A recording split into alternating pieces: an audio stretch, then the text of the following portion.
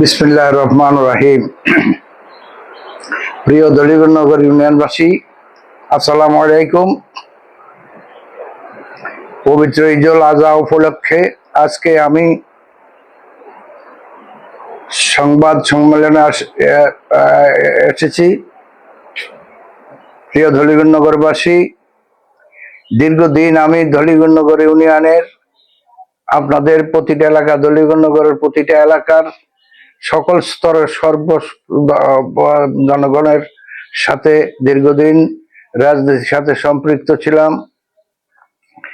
আজকের এই ঈদুল আজহার উপলক্ষে আমি আপনাদের সামনে এসেছি। আপনারা দীর্ঘদিন আমার সাথে আমাকে অনেক ভালোবেসেছেন, আমার অনেক সহযোগিতা করেছেন। আমি আপনাদেরকে আন্তরিকভাবে সকল সময় আপনাদের খেদমতে নিয়োজিত ছিলাম।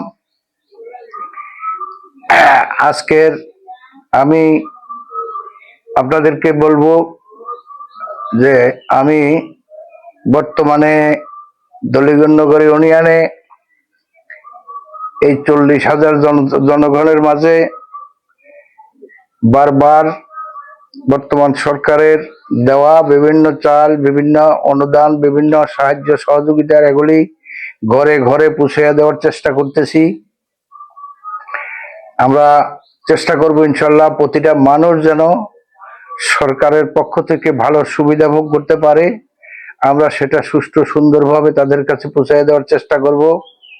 মাননীয় মন্ত্রী মহোদয়েরও স্পিকার সাহেবের সহযোগিতা আছে এবং ইঙ্গিত আছে, তার বলা আছে যেন প্রতিটা ঘরে যেন সুযোগ সুবিধা পৌঁছে।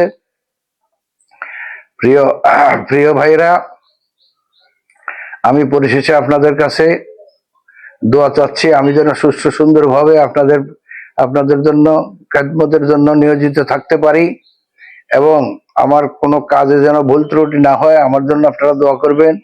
আমিও দোয়া করি আপনাদেরকে যেন আল্লাহ শান্তিপূর্ণভাবে রাখার জন্য সর্বময় সুযোগ সুবিধা যেন আপনারা ভোগ করতে পারেন,